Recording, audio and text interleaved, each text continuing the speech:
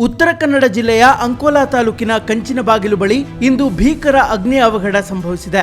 Ethanol ಸಾಗಿಸ್ತಾ ಇದ್ದ ಟ್ಯಾಂಕರ್ಗೆ ಬೆಂಕಿ ಹೊತ್ತಿಕೊಂಡು ಭಾರೀ ಸ್ಫೋಟ ಸಂಭವಿಸಿದ್ದು ಸ್ಥಳೀಯರಲ್ಲಿ ಆತಂಕ ಮೂಡಿಸಿದೆ.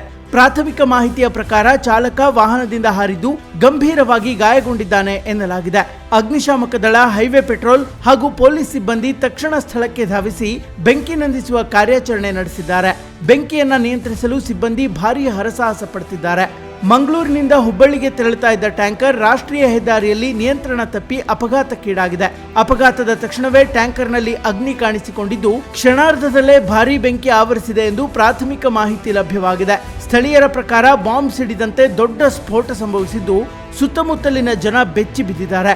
ಟ್ಯಾಂಕರ್ನಿಂದ ಹೊರಬಂದ ಬೆಂಕಿ ರಸ್ತೆ ಪಕ್ಕದ ಅರಣ್ಯ ಪ್ರದೇಶಕ್ಕೂ ವ್ಯಾಪಿಸಿದ್ದು ಪರಿಸ್ಥಿತಿ ಇನ್ನಷ್ಟು ಗಂಭೀರವಾಗಿದೆ. ದಟ್ಟ ಹೊಗೆ ಹಾಗೂ ಅಗ್ನಿಯ ಶಾಖದಿಂದ ಸ್ಥಳೀಯರು ಭೀತಿಗೊಂಡಿದ್ದಾರೆ. ಇನ್ನು ಈ ಘಟನೆಯಿಂದ ಹುಬ್ಬಳ್ಳಿ ಅಂಕೋಲಾ ಮಾರ್ಗ ಸಂಪೂರ್ಣವಾಗಿ ಬಂದ್ ಮಾಡಲಾಗಿದ್ದು ವಾಹನಗಳು ಸಾಲುಗಟ್ಟಿ ನಿಂತಿವೆ. ಸಂಚಾರ ಸ್ಥಗಿತವಾಗಿದ್ದರಿಂದ ಪ್ರಯಾಣಿಕರು ಪರದಾಡುವ ಪರಿಸ್ಥಿತಿ ನಿರ್ಮಾಣವಾಗಿದೆ.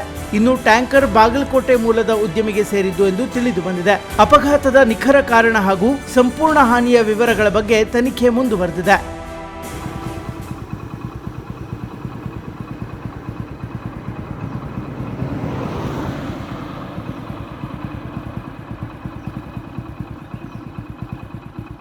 ಈ ಸೈಡಿಂದ ರೇಂಜ್ ಇಲ್ಲ. 118